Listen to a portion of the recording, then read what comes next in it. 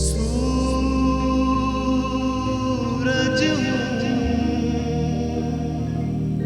जिंदगी की रमक छोड़ जाऊंगा, मैं डूब भी गया, मैं डूब भी गया, तो शफक छोड़ जाऊंगा।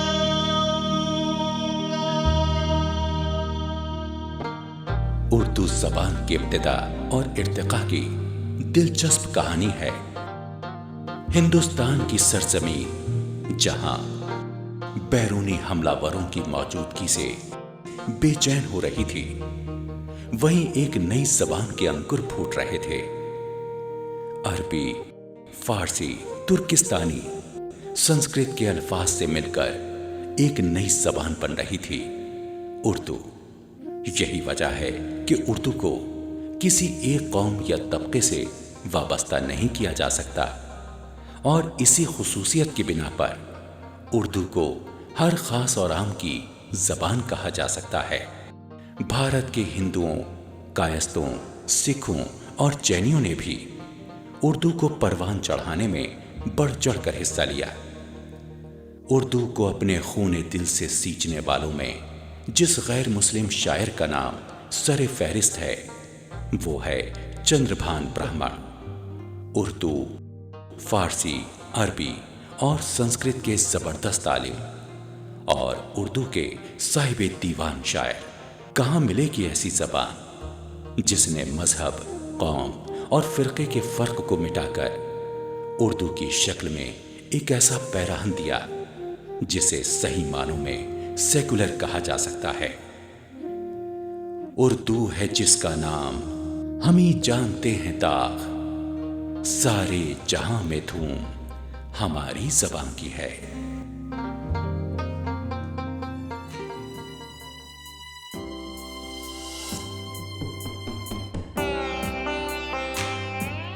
आनंद नारायण मुल्ला हकीकी जिंदगी में एक जज थे और शेरो सुखन की दुनिया में सफ़े अव्वल के शायर। मेरी बात का जो यकीन मुझे आज़मा के भी देख ले, मेरी बात का जो यकीन मुझे आज़मा के भी देख ले, तुझे दिल तो कब का मैं दे चुका, तुझे दिल तो कब का मैं दे चुका, इसे गम बना कर देख ले, मेरी बात का जो यकीन मुझे आज़मा के भी देख ले, मेरी बात का। मुल्ला अपनी आम जिंदगी में एक हकीकत पसंद इंसान थे, मगर उनकी शायरी में ख्वाबो ख्याल और तसव्वुरात के हसीन रंगों की आमिज़िश है। शहर की याद हो तुम और ख्याले शाम हो तुम, शहर की याद हो तुम और ख्याले शाम हो तुम, जो बन गया है मेरा जो इस पे लब वो नाम हो तुम, जो बन गया है मेरा जो इस पे लब वो नाम हो तुम, शहर की याद हो तुम और ख्याले शाम हो तुम, शहर की याद हो तुम। वफादारी उर्दू शायरी में एक अलग शिनाख्त के साथ जलवागर नजर आती है। इसे मुल्ला ने अपने अंदाज में यूं पेश किया है। ये तो ठीक है कि तेरी जफा है एक अता मेरे वास्ते। ये तो ठीक है कि तेरी जफा है एक अता मेरे वास्ते। मेरी हसरतों की कसम तुझे कभी मुस्कुरा के भी देख ले। मेरी बात का जो यकीन नहीं मुझे आजमा के भी देख ले। मेरी बात का। नाजरीन आदाब, खैर मकदम है आपका आफ्ताब सुखन में। नाजरीन, हमारे आज के आफ्ताब सुखन हैं तजुर्बात और मुशाहिदात के शायर आनंद नारायण मुल्ला। 24 अक्टूबर 1901 में लखनऊ की एक कश्मीरी फैमिली में जन्म लेने वाले आनंद नारायण मुल्ला ने मौलवी बरकतुल्ला फिरंगी महल से उर्दू और फारसी जबानें सीखी। उस्ताद को जिस कदर शायरी से दिलचस्पी थी, शागिर्द को उसी कदर नफरत। उस्ताद के कहने के बावजूद वो शेर पढ़ने से कतराते थे। इत्तेफाक से 1927 में वो बीमार हो गए। ये बीमारी उनके लिए रहमत साबित हुई और वो इस हालत में इकबाल की नज़मों को पढ़ने लगे। उस दौर में अल्लामा इकबाल की धूम मची हुई थी। मुल्ला को इकबाल की नज़्म लाले दूर इस कदर पसंद आई कि उसका अंग्रेजी में उन्होंने तर्जुमा कर दिया और जनाब शायरी के सफर पर निकल पड़े। पेशे से वकील और फिर जज के ओहदे पर फाइज होने वाले मुल्ला ने ताउम्र शायरी की। जस्टिस आनंद नारायण मुल्ला ने किसी की शागिर्दी नहीं की। वो नज्म के शोरा में इकबाल और जोश को पसंद करते थे और गजल के शोरा में गालिब, पानी और जिगर उनके पसंदीदा थे। मुल्ला को जिगर का ये शेर बहुत पसंद था। यूं जिंदगी गुजार रहा हूं तेरे बगैर, यूं जिंदगी गुजार रहा हूं तेरे बगैर, जैसे कोई गुनाह किए जा रहा हूं मैं। आनंद नारायण मुल्ला की जिंदगी के मुख्तलिफ पहलू थे।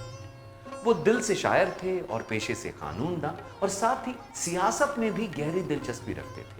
लिहाजा लोकसभा, राज्यसभा के मेंबर रहे और अपनी कीमती खिदमत मुल्क को देते रहे। लेकिन इन सब मसरूफियात से बालातर उनका अदबी और शायरी ज़ौक़ था। 1949 में उनका पहला शायरी मजमुआ जुए शीर मंजर आम पर आया, जिसने एक शायर के तौर पर उन्हें पहचान दी। उनकी काबिलियत और मकबूलियत के मद्देनजर उन्हें न जाने कितने अवार्ड और एजाजात से नवाजा गया। आनंद नारायण मुल्ला उन शायरों में से हैं जिनकी हर दिल अजीजी मौसीकी की दुनिया में भी कम न थी।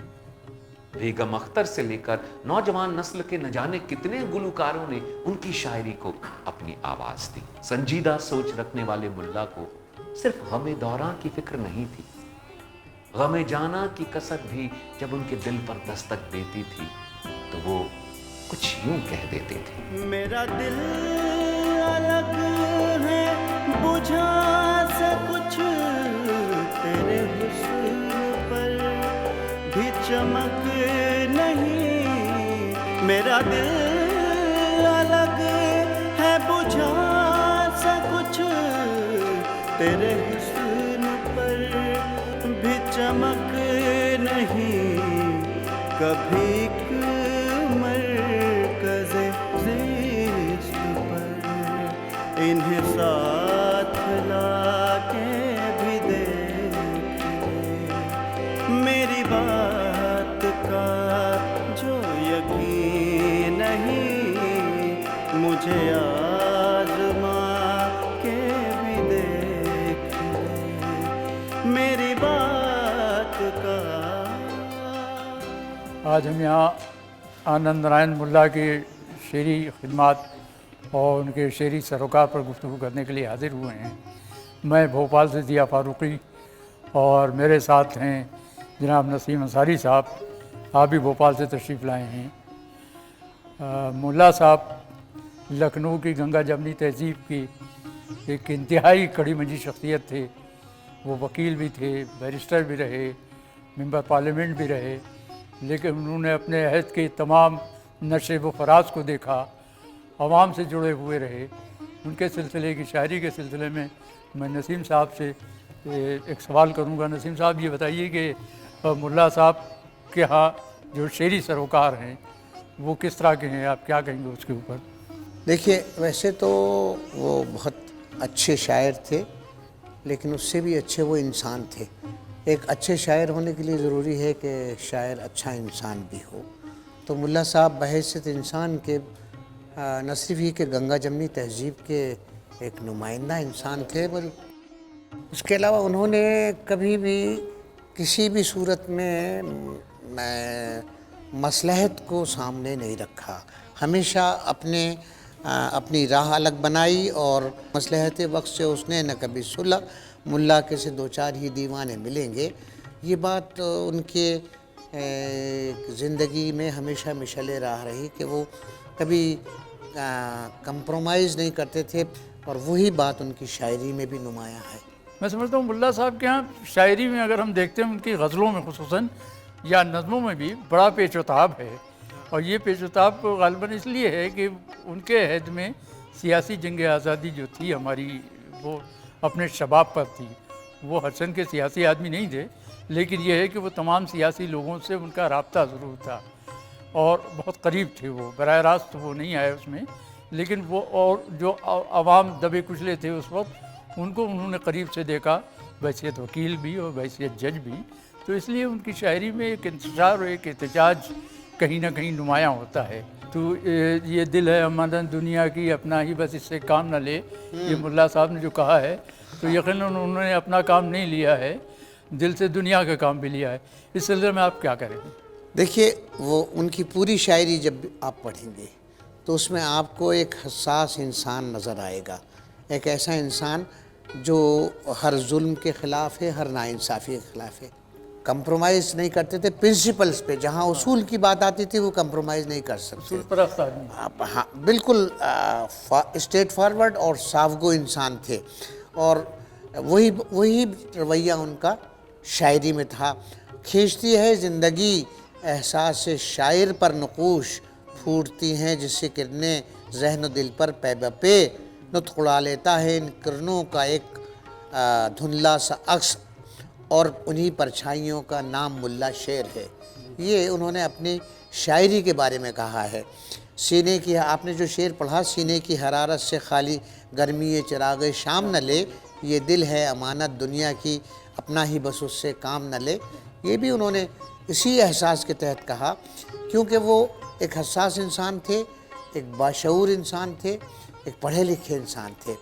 बहैसियत जज भी उन्होंने ये कहा कि मेरे फ़ैसले हों या मेरी शायरी हो, मैंने हर जगह अपनी राह अलग बनाई है, और मैं कभी किसी दूसरे की बनाई हुई राह पे नहीं चला, लेकिन हमेशा हक़ व इंसाफ की जो लड़ाई है उसमें मेरा जो ज़मीर है वो हमेशा मेरा गाइड रहा है, मेरा रहबर रहा है। ये उनकी शायरी में भी आपको नुमाया मिलेगा। डिक्शन उनका अपना है, शायरी में उनका अपना डिक्शन है। शायरी में उन्होंने, आप ये कहना चाहते हैं कि उन्होंने रवायात की पासदारी की या उससे अलग हट के, तो मैं ये कहूँगा कि देखिए, रवायात की पासदारी उस हद तक कि जैसे उनका शेर में वज़न है, उनके शेर में बहर है, लेकिन जहाँ ख़याल की बात आती है वहाँ मुल्ला अपना एक अलहदा तसव्वुर, एक अलहदा ख़याल लेके आते हैं।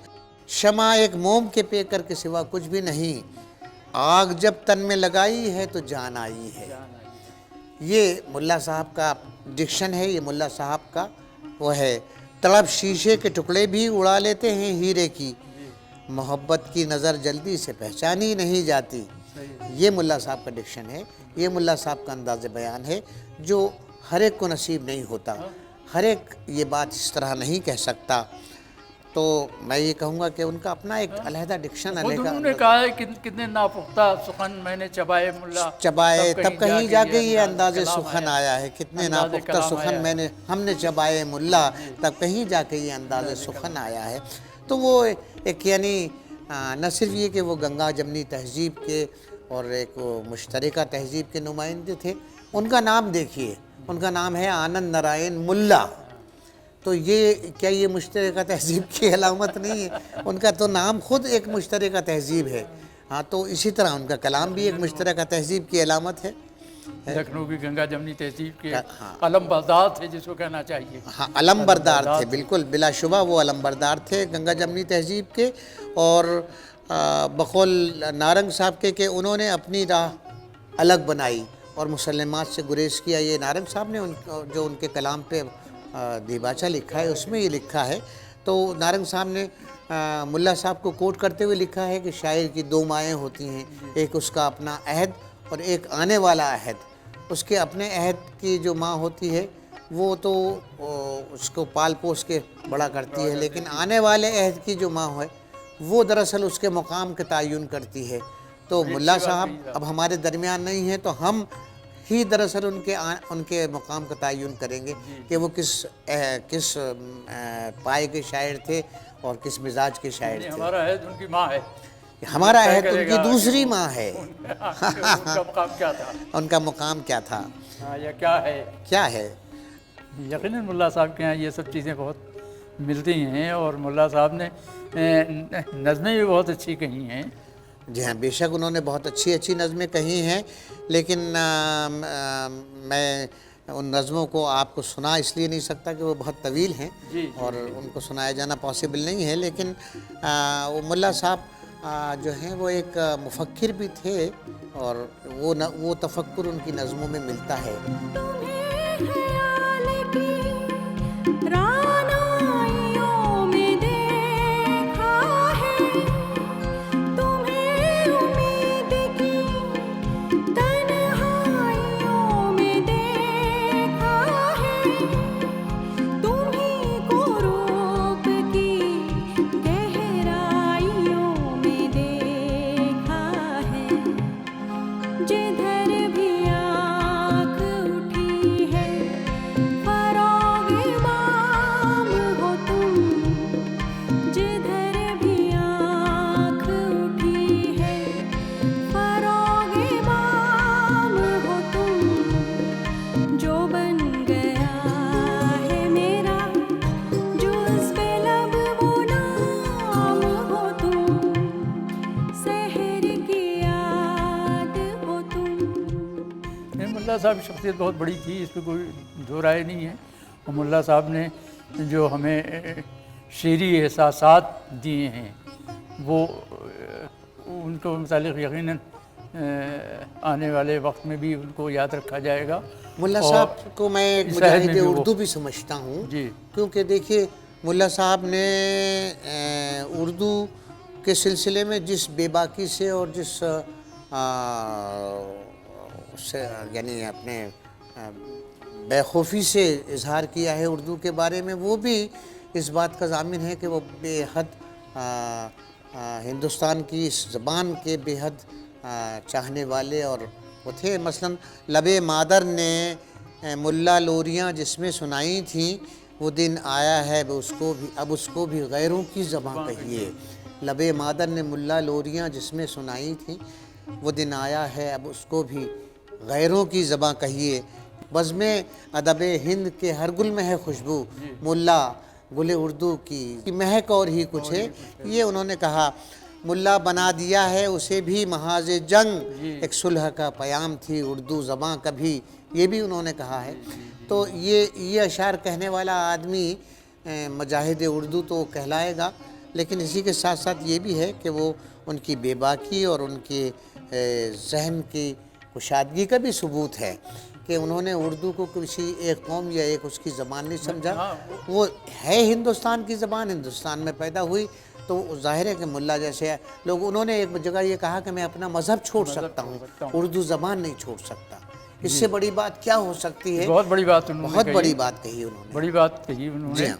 कि मैं अपना मज़हब छोड़ सकता हूँ, अपनी ज़बान नहीं छोड़ ज़ुबान नहीं छोड़ सकता हूँ, कि उर्दू मेरी मादरी ज़ुबान है। उर्दू मेरी और वो करके भी उन्होंने दिखलाया, जिस तरह से आखिर दम तक वो उर्दू को गले लगाए रहे और उर्दू काज के लिए वो काम करते रहे। उन्होंने कभी उन्होंने एक कुछ फैसले ऐसे लिखे हैं कि जिसमें पुलिस के ख़िलाफ़ उन्होंने इतने सख्त रिमार्क पास किए हैं। उसी तरह उन्होंने उर्दू के लिए जो कुछ हमेशा ज़बान से नस्र में भी कहा है, वो भी उतना ही बेबाकी से कहा है जितना कि उन्होंने अपने फ़ैसलों में मतलब बेबाकी का सबूत दिया है। मुल्ला साहब का जो अहद था पूरा का पूरा, खुसूसन लखनऊ का या आबद का, बड़ा गंगा जमनी माहौल था।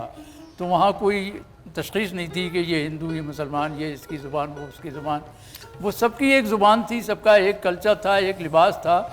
तो इसलिए वहाँ के माहौल परवदा, चाहे वो चकबस्त हों और चाहे वो आनंद नारायण मुल्ला हों, ये हमारे सब एक तरह की गंगा जमनी तहज़ीब की अलामत थे। और इन्होंने उर्दू से वालिहाना प्यार किया है और उर्दू ज़ुबान के फ़रोग़ के लिए ये सारी कोशिशें करते रहे। खुद मुल्ला साहब ने तो बहुत किया है। चकबस्त और मुल्ला में एक बुनियादी फ़र्क मैं बताऊँ आपको। चकबस्त छोटे से बड़े हुए थे जी। मुल्ला साहब अपने ख़ानदानी उससे बहुत बड़े तबके के आदमी थे और उसके बावजूद उन्होंने हमेशा ज़मीनी इंसानों की बात की और मज़लूमों की बात की और हमेशा हक़ की बात की। ये ज़्यादा बड़ी बात थी, इसलिए कि मुल्ला साहब जिस तबके से ताल्लुक़ रखते थे, उनके वालिद भी चीफ जस्टिस थे और ये खुद भी चीफ जस्टिस से रिटायर हुए और मेंबर पार्लियामेंट हुए। तो जिस तबके से मुल्ला साहब ताल्लुक़ रखते थे वो उस तबके का आदमी अगर ज़मीनी इंसानों की बात करे, अगर मज़लूमों की बात करे, अगर हक़ की बात करे, तो वो वाकई ज़्यादा काबिल तारीफ़ है बनिस्बत उन लोगों के कि जो उस तबके से ताल्लुक़ रखते। तो इसका मतलब ये कि कहीं वो तरक्की पसंद तहरीक से भी मुतासिर थे। देखिए, तरक्की पसंद तहरीक हिंदुस्तान में 1936 में आई और 1936 में सजा ज़हीर यहाँ आए। पहला कन्वेंशन प्रेमचंद की सदारत में हुआ है। तो ये मुल्ला का अहद आप कह सकते हैं कि वो मुल्ला का अहद उस वक्त शुरू हो चुका था। मुल्ला साहब उससे हो सकता है मुतासिर हुए हों, लेकिन मुल्ला साहब की शायरी और मुल्ला साहब का मिजाज जो था वो तो शुरू से ही तरक्की पसंदाना था।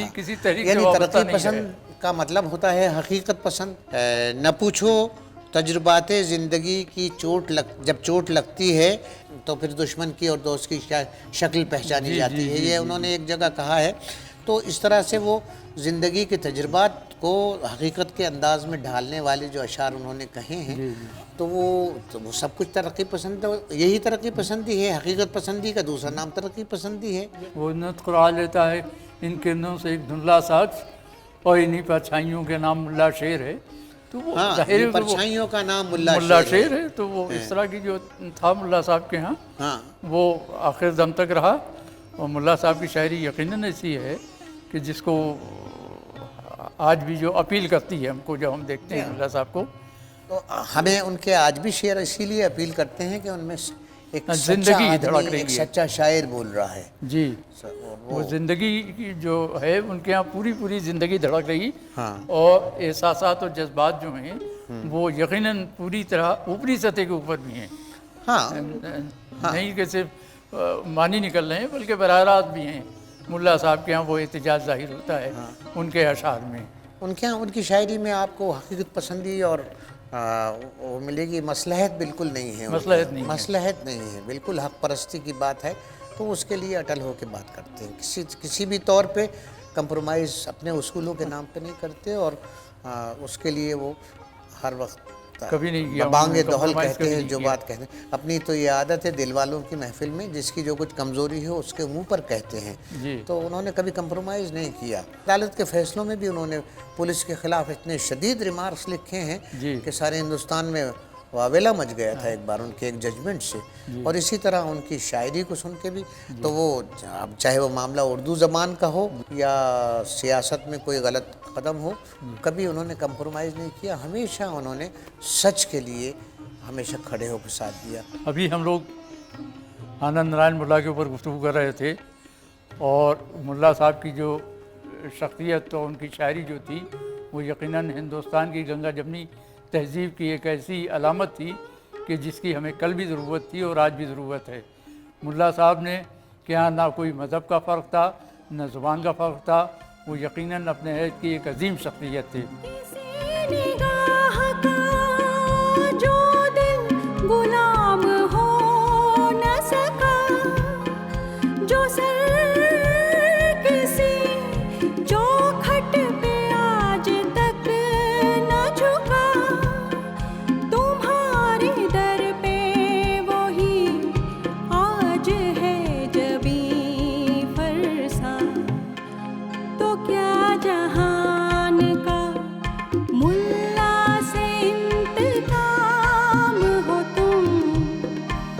क्या